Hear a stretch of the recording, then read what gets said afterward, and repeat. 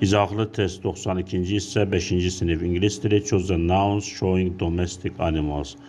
Ev heyvanlarını seçin. Hippo begemot mənasını verir. Sheep koyun ev heyvanıdır. Tiger pələng, cow inek ev heyvanıdır. Monkey meymun ev heyvanı değil. Cat pişik ev heyvanıdır. Burada doğru cevap 2, 4, 6'dır. B bəndi doğru cevapdır. İkinci soru. Choose the antonym of the underlined word. Altından xətt çəkilmiş sözün antonimini seçin.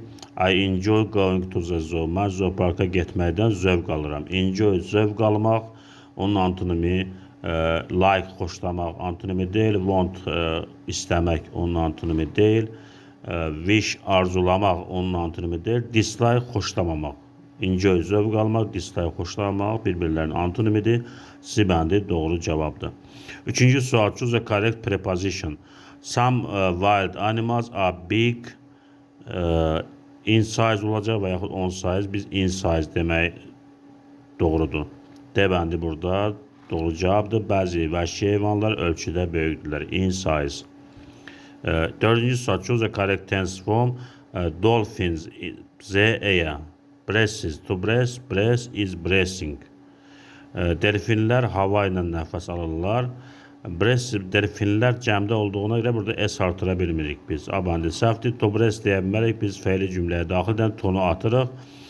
Dolphins breast Z-E-ya. Delfinlər hava ilə nəfəs alırlar. C bəndi burada doğru cavabdır. Is breathing də demək doğru deyil. Çünki dolphin sözü cəmdədir. Gərək A breathing olsun. C bəndi burada doğru cavabdır. Beşinci sual.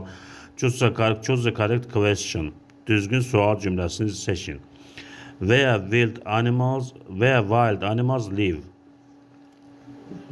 Və deməli burada do köməkçi feili yoxdur. Veya do wild animals live olsaydı doğru olardı. Deməli A bəndi səhvdir. Where live wild animals. Bu da səhvdir. Çünki burada da live axırda olmalıdır. Do köməkçi feil olmalıdır. Where does wild animals live. Burada wild animals cəmdədir, vəhşi heyvanlar. Üçüncü şəxsin təkində yalnız biz az işlədirik. Bu səhvdir. Veya do wild animals live doğrudur. D bəndi doğru cavabdır.